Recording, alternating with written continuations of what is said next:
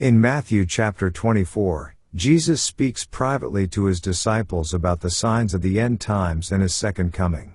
He begins by predicting the destruction of the temple in Jerusalem, warning that not one stone will be left upon another.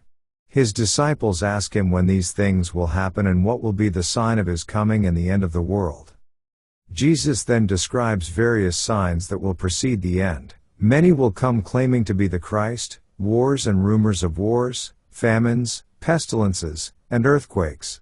He cautions that these are only the beginning of sorrows. He warns his followers to be on guard against deception and persecution, promising that those who endure to the end will be saved. Jesus emphasizes the suddenness of his return, comparing it to lightning flashing across the sky. He says no one knows the exact day or hour, not even the angels or the Son, but only the Father.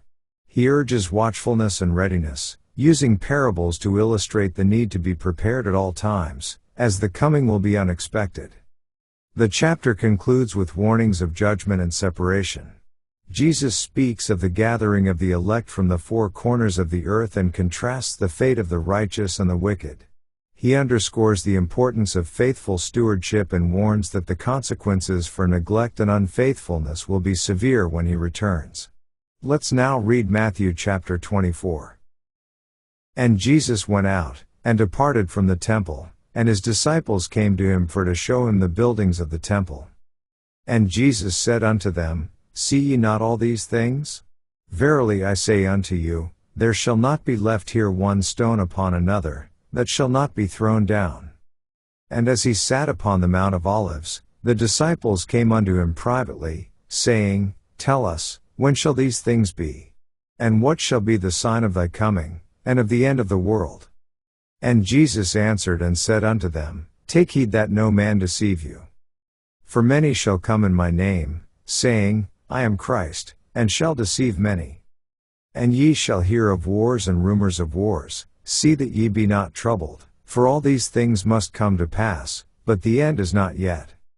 For nation shall rise against nation, and kingdom against kingdom, and there shall be famines, and pestilences, and earthquakes, in divers places. All these are the beginning of sorrows. Then shall they deliver you up to be afflicted, and shall kill you, and ye shall be hated of all nations for my name's sake. And then shall many be offended, and shall betray one another, and shall hate one another. And many false prophets shall rise, and shall deceive many. And because iniquity shall abound, the love of many shall wax cold. But he that shall endure unto the end, the same shall be saved. And this gospel of the kingdom shall be preached in all the world for a witness unto all nations, and then shall the end come. When ye therefore shall see the abomination of desolation, spoken of by Daniel the prophet, stand in the holy place, whoso readeth, let him understand. Then let them which be in Judea flee into the mountains. Let him which is on the housetop not come down to take anything out of his house. Neither let him which is in the field return back to take his clothes. And woe unto them that are with child, and to them that give suck in those days. But pray ye that your flight be not in the winter, neither on the Sabbath day. For then shall be great tribulation, such as was not since the beginning of the world to this time, no, nor ever shall be. And except those days should be shortened, there should no flesh be saved, but for the elect's sake those days shall be shortened. Then if any man shall say unto you, Lo, here is Christ, or there, believe it not. For there shall arise false Christs, and false prophets, and shall show great signs and wonders, insomuch that, if it were possible, they shall deceive the very elect. Behold, I have told you before. Wherefore if they shall say unto you, Behold, he is in the desert, go not forth, behold, he is in the secret chambers, believe it not. For as the lightning cometh out of the east, and shineth even unto the west, so shall also the coming of the Son of Man be. For wheresoever the carcass is, there will the eagles be gathered together. Immediately after the tribulation of those days shall the sun be darkened, and the moon shall not give her light, and the stars shall fall from heaven, and the powers of the heavens shall be shaken.